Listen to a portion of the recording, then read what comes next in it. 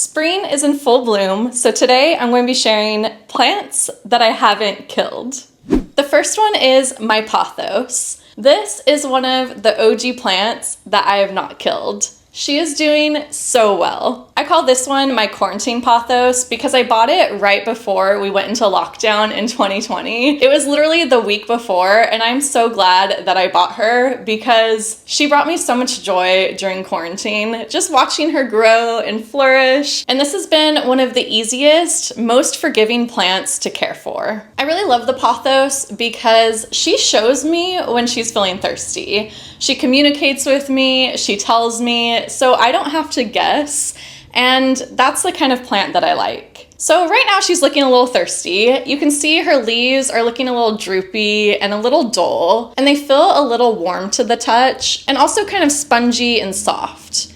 And that's what tells me that she needs to be watered. And the Pothos is such a forgiving plant because she shows me when she's thirsty without dying.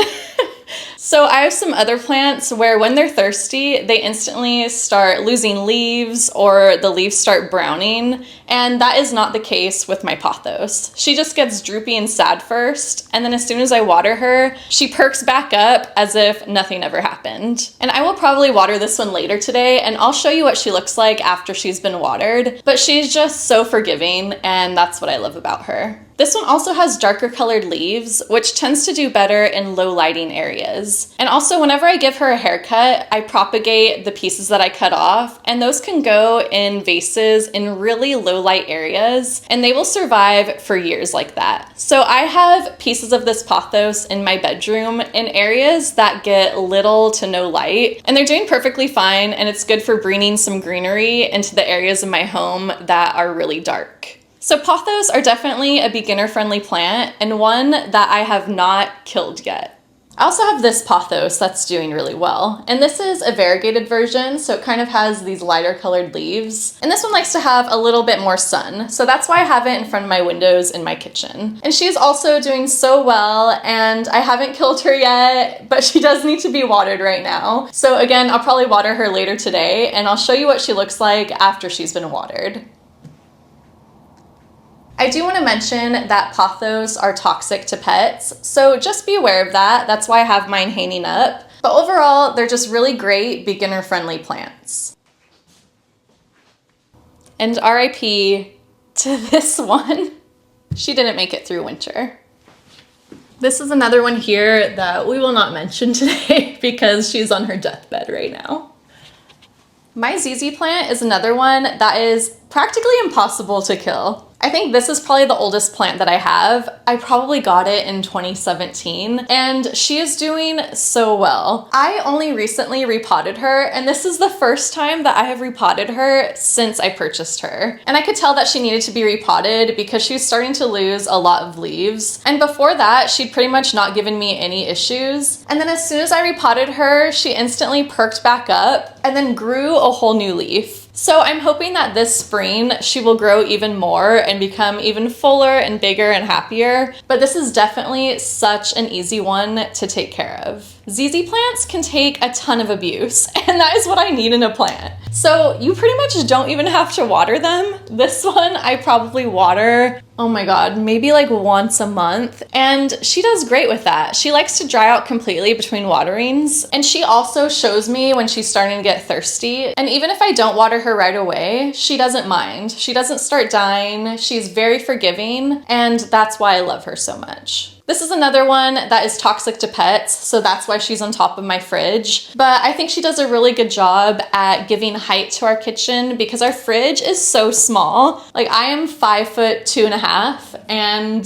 this is how high our fridge is. So she brings some great height to our kitchen and adds a lot of greenery. And also why I put her up here is because this is right next to the stove. So she gets a lot of steam and heat. She is so forgiving that she really does not mind the abuse. I think ZZs are another plant that would do well in a low light area because the leaves are darker and they're a little hardier. So definitely a very forgiving, beginner-friendly plant. I love my ZZ, and I have weird sentimental attachment to this plant because she is literally the first plant that I have not killed. RIP to all of those who came before her. Next, I have a couple plants here that are super easy to take care of. The first one is my peace lily. So this peace lily I got around the same time that I got my ZZ plant back in 2017. And look at her, she's still alive. I also recently repotted her for the first time because she was losing a lot of leaves and looking really droopy. And as soon as I repotted her, it instantly gave her new life. So definitely, if you haven't repotted your plants in a few years, you should probably repot them. She's another one that communicates with me when she needs water. And as soon as I water her, her leaves perk right back up and feel kind of cool and crisp to the touch. And she's just been growing so many new leaves ever since I repotted her and has just been thriving. Her leaves are also a little darker, so I think that she can do well in lower light areas. And that's kind of my rule of thumb for plants, is the darker and hardier the leaf, the more abuse that it can take. And she's definitely taken a lot of abuse, but she's doing really well. And peace lilies are also great because they're good at cleaning the air quality in your home. So she's just a great overall plant and really uplifts the vibes in my apartment. And then next I have my Monstera. So this one I bought pretty recently. I think I bought it about a year ago, and it has just been growing so much since I bought it. She likes to have a little bit more moisture and humidity in her life, so I do water her about once a week, and I also will mist her with a spray bottle. But again, this has been such a forgiving plant.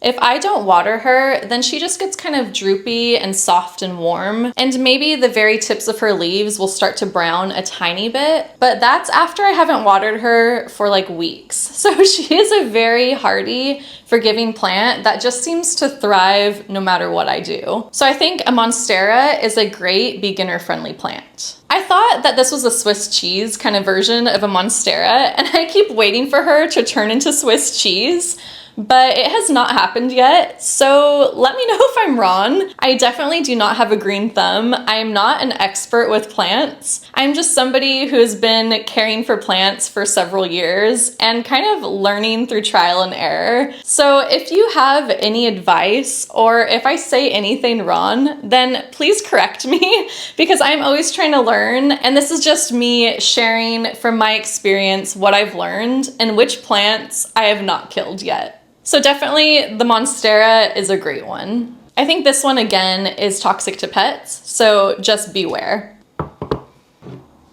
Honorable mention goes to my Alocasia plant. This one I got for free from a plant nursery because it had gone dormant for the winter and it lost all of its leaves. So I just waited for it to come back, and it did, and now it is doing so well. And I think there's probably another leaf growing here. I'm kind of starting to see the beginnings of it. So that's really exciting, but this one can be a little dramatic sometimes. If I overwater her, then she starts to look droopy and threaten to die. So maybe a little finicky and not the best beginner-friendly plant, but I've been doing pretty well with it. She perked right back up after I overwatered her, and now I'm just careful not to overwater her. So definitely honorable mention goes to this one. And the Chinese money plant is a plant that we will not mention here today because this is probably my third one. Here's another one that I have on my desk here, and this is my rubber tree plant. And this is another plant that I can completely neglect, and she does not mind. And look, she has another little leaf growing right now, and she's just doing so well. And I love how the leaves are taking on this kind of reddish color. And I keep her in a tiny little pot. I think it just stunts her growth a little bit, but it doesn't kill her. And she's just a really hardy, strong little plant. So generally, I think this is one that is easy to take care of and will forgive you if you make some mistakes. And one mistake that I made with this one was putting it on top of the radiator while it was on for winter. And she did lose a few leaves when I did that. So definitely don't put her in front of a heater. But ever since then, she's been consistently growing leaves and doing really well. And I just let her soil dry out completely before watering. And she doesn't really show any signs that she needs to be watered. Maybe her leaves get a little dull looking. But the great thing about her is that she does not die if I fail to water her on time. She just goes on looking how she's always looked, and she is doing great. So I love my little rubber tree plant. Here I have my Christmas cactus. Cactus. And she is thriving. This was a cutting that I got from a relative, and she was probably less than a quarter of the size. She was so small when I first got her, and I just put her in some water and let some roots start to grow, and then I replanted her in this little pot, and she has been growing so much ever since. She's another one that can take a lot of abuse, and that shows me when she's thirsty rather than just dying. And then I just give her plenty of water, and the next day she's perked right back up. So I love this little plant, and she has yet to actually bloom around Christmas. I think because I give her too much light. I think if you abuse them a little bit more leading up to Christmas, then that's how they flower. But she is so happy in front of her bright sunny window, so I don't really want to abuse her anymore. She is loving life. Look at her. She is growing so many new leaves right now. Plus, I think she's really cute. And all of these plants are so easy to share with your friends too. If you just cut off a piece, then you can easily propagate from a friend's plant and get all these plants for free. So definitely something I would recommend if you don't want to go out and buy plants, especially if you're prone to killing them like I am. This is another one that didn't survive. My English ivy is another one that is impossible to kill. I have it here on top of my bookshelf in probably the darkest spot in my entire apartment. And it is still alive. This one also starts to get a little droopy when it needs to be watered, but it can go a long time between waterings. I'm also really abusing this one because I keep it in the small little pot that it came in. So it does not have a lot of soil and it does not have a lot of space, which means that it's not growing a ton. There have been a few new leaves, but it's staying alive despite all the abuse that I'm putting it through. And it really is the perfect plant for if you have a really, really dark spot in your home that any other plant could not survive. This is the one that will survive. Just be aware that English ivies are a very invasive and aggressive species of plant. At least in my area, they're invasive, so do not go planting an English ivy outside in your garden because they will take over your entire garden and they will strangle and kill all your other plants. So definitely good for indoors, but don't put them outdoors. And also, they're very toxic to pets, so keep them up and out of pets' reach. Here I have my cast iron plant, and this is another one that I have not killed yet. It has lost a lot of leaves.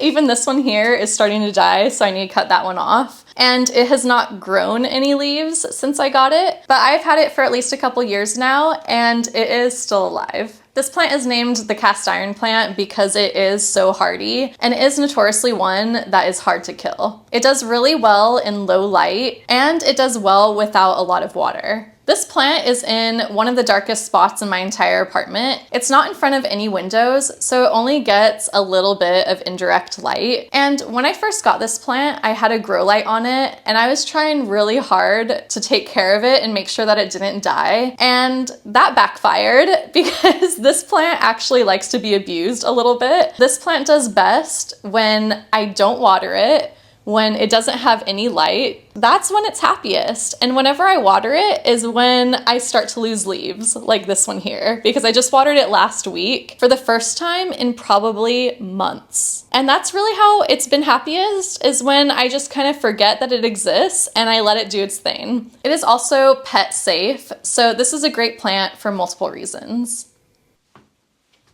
And then finally, I have my spider plant. This plant I originally had in my kitchen, and I recently repotted it and put it in the restroom. So I have it in my bathroom here, hanging in front of this window, and it is doing really well in here. So I could also tell that this one needed to be repotted because it was starting to get droopy and sad no matter what I did to it. And once I repotted it, it perked right back up and started growing a lot. This is some kind of variegated version because it has a lighter colored stripe on the outside of the leaves, so it does do better in brighter light, and it also likes to have a decent amount of humidity and moisture in the air, so it's perfect for a restroom. This one also communicates with me when it's thirsty. It starts to get very droopy and dull looking, and only when I really abuse it and I don't listen to it when it needs to be watered and I continue to not water it is when the tips of the leaves start to turn brown. So that's kind of what's happened here. I think I went several weeks without watering it, so don't do that. But usually I'll water this one about once a week, depending how it's looking, and it's usually pretty happy with that. I've had this one for a few years now, and it has been very forgiving, and I have not killed it yet, so it's a great plant. That's it for the plants that I haven't killed. Thank you for watching, and let me know if you have any plants that you love that are also really hard to kill, because those are my kind of plants. Do you guys have a green thumb, or are you like me where you just do trial and error and hope that your plants don't die? Let me know if you have any tips for keeping plants alive, and thank you for watching. Please like and subscribe, and I will see you next time. Bye!